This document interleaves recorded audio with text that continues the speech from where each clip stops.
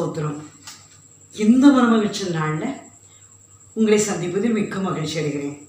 உங்கள் குடும்பத்தினரும் நீங்களும் சுகமாக இருப்பீர்கள் என்று சொல்லி கர்த்தருக்குள் விசுவாசிக்கிறேன். இந்த நன்னாளிலேயும் கர்த்தர் நமக்கு கிருபையாக தந்த வாக்குத்தத்த வசனமாவது சங்கீத புஸ்தகம் 125 அதிகாரம் 1 கர்த்தரை நம்புகிறவரோ என்றென்றைக்கும் அசையாமல் இருக்கும் சீயோன் பர்வதத்தை போல் இருப்பார்கள். கர்த்தரை நம்புகிறவர்களோ என்றென்றைக்கும் அசையாமல் நிலைத்திருக்கும் சீயோன் பர்வதத்தை போல் இருப்பார்கள். அன்பு பிள்ளைகளே, ஒருவேளை 7வது மாதத்துக்குள்ளே கடந்து வந்துட்டோம். சில சூழ்நிலைகள் நம்மளை அசைக்கிற மாதிரி இருக்கலாம். ஆனால் நாம் எப்படி இருக்கிறோமா, கர்த்தரை நம்பி இருக்கிறவர்களோ என்றென்றைக்கும் உள்ள அசையாமல் நிலைத்திருக்கும் சீயோன் பர்வதத்தை போல் இருப்பார்கள். பர்வதத்தை யாரும் அசைக்கவே முடியாது, லேசில் அசைக்க முடியாது. ஆண்டவராக பார்த்து ஒரு ஒரு அதிர்ச்சியை கொடுத்தாதான் அதிருமே தவிர மற்றபடி அது லேசில் அசையாது. அதே போல் 7வது மாதத்தில் உங்கள் வீட்டில் உங்கள் குடும்பத்தில் எந்த காரியத்தில் கலங்கி குழம்பி கொண்டு இருக்கீங்களோ அந்த காரியத்தில் ஒரு அசையாத ஆசீர்வாதத்தை தந்து உங்களை கனப்படுத்த போகிறான். என் அன்பு பிள்ளைகளே, வேதாமத்தில் பார்க்கும்போது எல்லா சூழ்நிலையிலையும் நீங்கள் நான் என்ன செய்யணுமா, கர்த்தரை விசுவாசிக்கணும், கர்த்தரை நம்பணும். ஒருவேளை தானியலின் புஸ்தகம் 3 அதிகாரம் 5 பார்க்கும்போது அந்த நேபுகாத்நேச்சார் ஒரு பொற்சிலையை வணங்கி அதை பொற்சிலையை உருவாக்கி அதை வணங்கணும்னு சொல்கிறான். ஆனால் ஜனங்கள் எல்லாரும் அதை வணங்குறாங்க. ஆனால் சாத்ராக் மேஷாக் ஆபேத்நேகோவோ அங்கே வணங்க மாட்டோம் என்று சொல்லி வைராக்கியமாக இருக்கிறாங்க. ஆனால் இதை உடனடியாக என்ன செய்கிறாரு, ராஜாவின் கட்டளையின்படி எரிகிற அக்கினி ஜுவாலையில் கொண்டு அவர்களை தூக்கி போடுறாங்க. போட்ட போது 3 பேரை போட்டோம், இன்னொரு நபர் உலாவி வருகிறாரே என்று சொல்லி எல்லாரும் ஆச்சரியப்பட்டாங்க. இவங்களை எரிகிற அக்கினி ஜுவாலைக்குள்ளே போட்டதும் ஒரு செகண்டுக்குள்ளே இவங்க கருகிடுவாங்கன்னு நினச்சாங்க. இவங்க வஸ்திரம் கருகலை, தலைமயிர் கருகலை, அவங்க சரீர உருவம் எதுவுமே கருகி போகலை. எல்லாரும் ஆச்சரியப்படுறாங்க.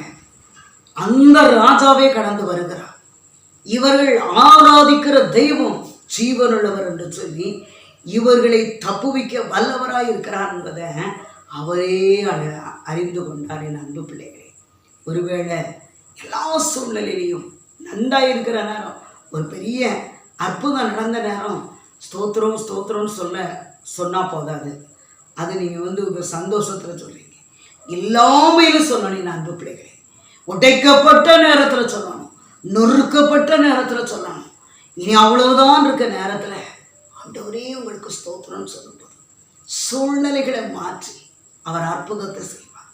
ஒருவேளை அவங்களுக்கு எப்படி இருந்திருக்கும், எரிகிற நெருப்புல போடும்போது எந்த போராட்டத்தில் இருந்திருப்பாங்க யோசித்து பாருங்க. ஆனால் அதில் அவங்க என்ன சொன்னாங்க, நாங்கள் ஆராதிக்கிற தெய்வம் ஜீவனுள்ளவர், அவர் எங்களை தப்புவிக்க வல்லமையுள்ளவர் என்று சொல்லி வைராக்கியமாக இருந்தாங்க, தைரியமாக இருந்தாங்க. அதனால தான் அந்த ராஜாவை இவர்கள் ஆராதிக்கிற தெய்வம் ஜீவனுள்ளவர் என்று சொன்னாங்க. யார் இவர்களுக்கு விரோதமாக கொண்டு எரிகிற அக்கினி ஜுவாலையில் தூக்கி போட்டாங்களோ அவங்கள தூக்கி போட்டாங்க. அவங்க தான் என்ன செஞ்சாங்க, பொசுங்கி போனாங்க. இவங்க என்ன செஞ்சாங்க, கம்பீரமாக வெளியே வந்தார்கள்.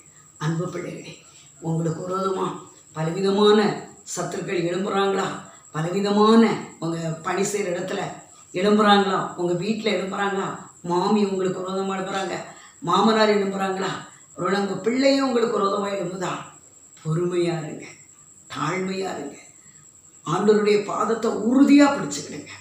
அவர் உங்களை கைவிட மாட்டார். நான் கர்த்தரை நம்புகிறவனும் என்றென்றைக்கும் அசையாமல் இருக்கும் சீயோன் பர்வதத்தை போல் இருப்பார். என் அன்பு பிள்ளைகளே, நீங்களும் நானும் ஆண்டவர் இந்த மாதத்தில் உங்களையும் என்னையும் ஒரு பர்வதமாக மாற்றுவேன் என்று சொல்கிறார். உங்கள் குடும்பத்தில், உங்கள் பிள்ளைங்க வாழ்க்கையில், உங்கள் தனிப்பட்ட காரியங்களை ஒரு பர்வதமான ஒரு ஆசீர்வாதத்தை உங்களுக்கு தருவேன் என்று சொல்கிறான். உங்கள் பிள்ளைக்கு நல்ல ஒரு ஆசீர்வாதத்தை தருவேன் என்று சொல்கிறான். உங்கள் பிள்ளைக்கு ஒரு நல்ல ஆசீர்வதிக்கப்பட்ட கற்பத்தை தருவேன் என்று சொல்கிறான். சூழ்நிலையே இல்லை, அந்த சூழ்நிலையில் வேலையை தருகிறான். ஒருவேளை இது எங்க சாத்தியமாகும் என்று சொல்லி நீங்க நினைக்கிறாங்க.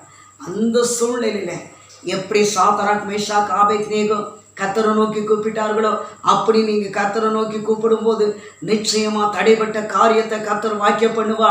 இதுவரை என் பிள்ளைக்கு நாங்கள் எதிர்பார்த்து கலங்கி கொண்டு இருக்கிறோமே என்று சொல்லி குழம்பி கொண்டு இருக்கிறோமே, தள்ளுண்டு நிற்கிறோமே என்று சொல்லி கலங்குறீர்களா, குழம்புகிறீங்களா? என் தேவனாகிய கர்த்தர் இதோ உங்களுக்கு அடைக்கப்பட்ட கதவை திறக்கிறா. ஒரு பர்வதம் போல ஒரு ஆசீர்வாதம் உங்க தேடி வருகிறது. அதே போல உங்க பிள்ளைகளுக்கு கற்பத்தின் கனியை தந்து உங்களை சந்தோஷப்படுத்துகிறா. எதிர்பார்க்கிற நன்மையும் பாக்கியத்தையும் கண்டடைவீர்கள். ஒருபோதும் சோர்ந்து போகாதீர்கள். விசுவாசத்துல உறுதியா இருங்க. கர்த்தர் உங்க வாழ்க்கையில பெரிய காரியங்களை செய்வார். கர்த்தனே என் துணையானே, நித்தமும் என் நிழலானே. கர்த்தனே என் துணையானே. தகப்பனே உங்களுக்கு நன்றியப்பா. எந்த மன மகிழ்ச்சி நாள் கர்த்தரை நம்புகிறவனும் என்றைக்கும் அசையாமல் இருக்கும், சீயோன் பர்வதத்தை போல இருப்பார்கள் என்று சொல்லி என் அன்பு பிள்ளைகளுக்கு வாக்குத்தத்தத்தை தந்திருக்கிறீர்கள். இவர்கள் வாழ்க்கையில் எந்த காரியம் தடையாக இருக்கிறதோ அந்த தடைகளை உடைத்து பர்வதமாகிய இயேசுவை பார்க்கும்போது அங்கே இவர்கள் வாழ்க்கையில் கடந்து வந்து அற்புதத்தை செய்வேன் என்று சொல்கிறீங்க. தொடர்ந்து பார்க்கிற ஒவ்வொருடைய வாழ்க்கையில் அற்புதம் நடக்கட்டும், அதிசயம் நடக்கட்டும். வசனத்தை உறுதிப்படுத்துங்க. சேஷமா போராட்டத்தோடு இருக்கிற பிள்ளைங்க வாழ்க்கையில போராட்டத்திலிருந்து விடுதலை கொடுங்க. தேவைகளோடு இருக்கிற பிள்ளைங்க வாழ்க்கையில தேவைகளை சந்திங்க. வியாதி பிடியிலிருந்து விடுதலை கொடுக்குறீங்க. கடன் பிரச்சனையிலிருந்து விடுதலை கொடுக்குறீங்க. திருமண காரியத்தை வாக்கியப்படுகிறீங்க. கற்பத்தின் கனியை கொடுத்து குடும்பமா சாட்சியா நிறுத்துகிறீங்க. அடைக்கப்பட்ட கதவுகள் திறக்கப்படுகிறது. இதோ புதிய வழிகள் திறக்கப்படுகிறது. பெரிய காரியங்களை செய்யுங்க. இயேசுவின் நாமத்தில் ஜெபிக்கிறோம் நல்ல பிதாவே, ஆமென்.